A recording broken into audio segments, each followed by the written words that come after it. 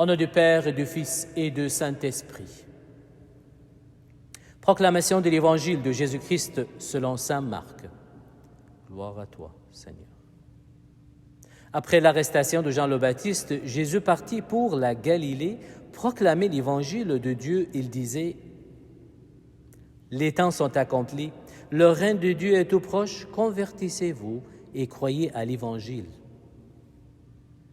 Passant le long de la mer de Galilée, Jésus vit Simon et André, le frère de Simon, en train de jeter les filets dans la mer, car c'étaient des pêcheurs. Il leur dit : Venez à ma suite, je vous ferai devenir pêcheurs d'hommes. Aussitôt, laissant leurs filets, ils le suivirent. Jésus avança un peu et il vit Jacques, fils de Zébédée, et son frère Jean, qui étaient dans la barque et réparaient les filets. Aussitôt, Jésus les appela. Alors, laissant dans la barque leur père, Zébédée avec ses ouvriers, ils partirent à sa suite. Acclamons la parole de Dieu. Louange à toi, Seigneur Jésus. Venez à ma suite, je vous ferai devenir pêcheurs d'hommes.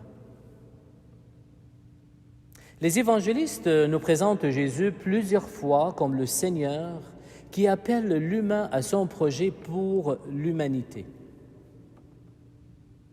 Dans l'évangile d'aujourd'hui, Jésus appelle.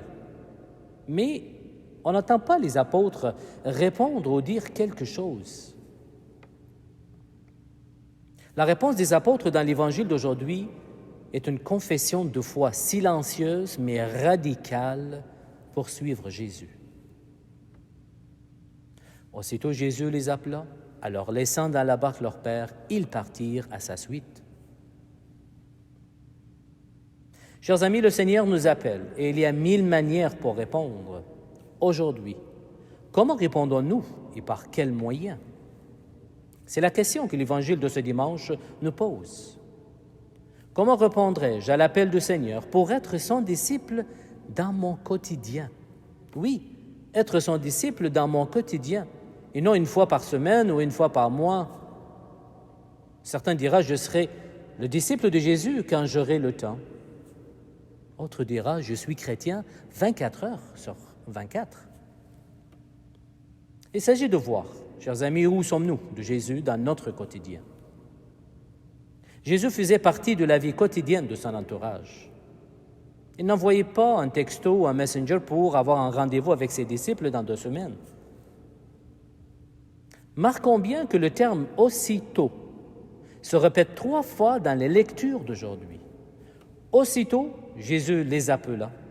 Aussitôt, laissant leurs filets, ils le suivirent. Aussitôt, les gens de Ninive crurent en Dieu. Comment répondrai-je à l'appel du Seigneur pour être son disciple dans mon quotidien? La réponse à cette question dépend de chacune de nous. Ceci étant dit, nous avons l'exemple des apôtres comme référence dans l'Évangile d'aujourd'hui pour savoir comment répondre à l'appel du Seigneur. Qu'il soit Simon, André, Jacques ou son frère Jean, tous étaient comme la plupart de nous, des personnes travailleuses et qui possèdent des biens dans leur vie. Selon les critères du temps, les pêcheurs étaient de classe moyenne, ni pauvres ni riches. Comme humains, il est normal que nous restons attachés à nos biens parce que nous en avons besoin. Humainement, nous ne pouvons pas imaginer qu'une personne peut vivre sans aucun bien matériel. Les apôtres aussi, il me semble qu'ils sont humains et qu'ils avaient aussi besoin de leurs biens, de leur travail. Mais quand Jésus est arrivé dans leur vie, il les fait changer tout, il les fait quitter tout, incluant leur travail. Alors vous allez me dire, donc les apôtres nous apprennent le détachement de tout ce que nous possédons pour pouvoir suivre Dieu. Les apôtres nous apprennent le détachement de toutes sortes des affaires que nous possédons dans notre vie, qu'ils soient notre bien matériel, notre temps, notre travail, nos plaisirs, etc. Et c'est par cette vertu de détachement que nous devenons, à leur exemple, les disciples de Jésus? Là, je vous réponds oui. Mais ma prédication ne se termine pas là. Je vois dans l'enregistrement que j'ai encore du temps pour prêcher. Donc, je continue mon homélie pour vous parler d'autre chose qui pourra être fondamentale. En réalité, je me demande, où est-elle la spécificité de la foi des apôtres pour suivre Jésus? Est-ce vraiment dans leur détachement? Mais beaucoup de personnes se détachent de ce qu'ils aiment pour pouvoir suivre un objectif important. Le détachement ne sera pas unique aux apôtres. La spécificité de ce que les apôtres faisaient ne demeure pas dans le détachement, mais plutôt dans leur façon de voir la réalité autour d'eux. Il paraît insensé à suivre Jésus en quittant leur travail qui les fait gagner leur vie. Mais l'arrivée de Jésus a créé ce changement radical dans leur vision sur leur vie humaine. Le détachement n'est qu'une conséquence de ce changement de vision de vie. Jésus les fait voir leur vie clairement. Saint Paul, d'ailleurs, nous parle de la vision en sa première lettre aux Corinthiens. Car il passe ce monde tel que nous le voyons. Ce monde que nous le voyons aujourd'hui, avec pandémie ou non, ça passe. Ce que nous voyons, ça passe, ce n'est pas vraiment quelque chose de clair que nous voyons. Donc ça nous prend de changer notre vision. Jésus disait dans l'Évangile d'aujourd'hui, « Convertissez-vous, car le royaume est proche. » Depuis plus que 2000 ans, Jésus nous dit « Convertissez-vous, changez votre vie et surtout votre vision sur la vie. » Pour être disciple de Jésus, ça prend plus qu'être fidèle à lui. Ça prend de changer ma vision sur ma vie. Si les apôtres étaient capables à suivre Jésus et se détacher de biens matériels, c'est parce qu'ils étaient capables de changer leur vision sur leur vie.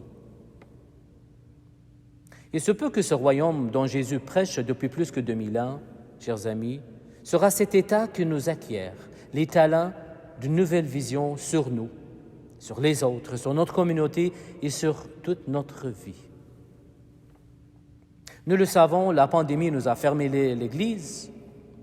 Dans d'autres moments, nous a réduits en micro-petite communauté célébrante. Aujourd'hui, nous souhaitons le retour de temps passé, le bon vieux temps, comme nous disons. Mais le jour où nous sommes capables de se détacher de nos vieilles visions, comme les apôtres se sont détachés de gains de leur vieux travail, là, nous serons capables à suivre Jésus à l'exemple des apôtres et être des vrais disciples en tout moment dans notre vie, jusqu'à notre arrivée à son royaume. Chers amis, c'est en suivant Jésus que tous nos gestes humains prennent un sens chrétien, un sens divin. C'est en suivant Jésus que nous acquérions notre originalité et notre spécificité comme ses disciples dans le monde d'aujourd'hui. Seigneur, enseigne-moi tes chemins